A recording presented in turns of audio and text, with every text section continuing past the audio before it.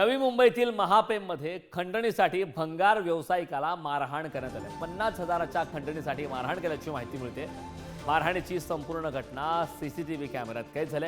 Mahape MIDC परिसरातून भंगार नेणाऱ्या शौकत शेखला त्या ठिकाणी मारहाण करण्यात आली। मारहाणीची दृश्य ही सीसीटीव्ही कॅमेऱ्यात कैद झाली। भंगार न्यायचा असेल तर आम्हाला 50,000 रुपये द्यावे लागतील आणि तुला भंगार नेऊ देणार नाही असं निशान पाटील व त्यांच्या सहकार्याकडून सांगत धमकावण्यात आलं।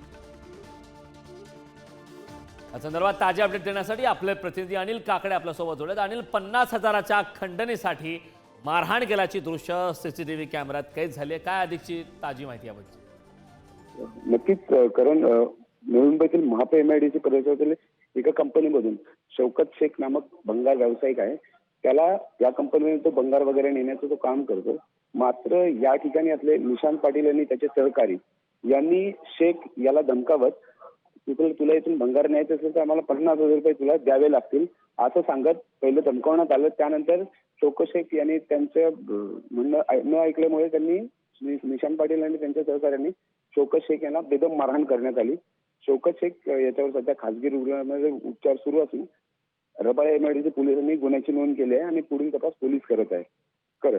अनिल, त्यांच्यावर जे सध्या उपचार सुरू आहेत, मारहाण जबर झाल्याचं कळतंय। आता त्यांची सध्या प्रकृती कशी आणि मारहाण करणारे नेमके कोण होते? मारहाण करणारे निशांत पाटील आणि त्याचे सहकारी होते।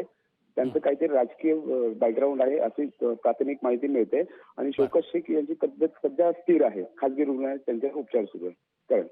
नक्कीच अनिल, खूप खूप धन्यवाद या संपूर्ण माहितीसाठी। 50,000च्या खंडणीसाठी बेदम मारहाण करण्यात आले। मारहाणीचा व्हिडिओ पुढारी न्यूजच्या हाती लागलाय। सीसीटीव्ही कॅमेऱ्यामध्ये त्याचा व्हिडिओ चित्रित झालाय। 50,000च्या खंडणीसाठी भंगार व्यावसायिकाला त्या ठिकाणी बेदम मारहाण करण्यात आली। महापे एमआयडीसी परिसरातील ही घटना आहे।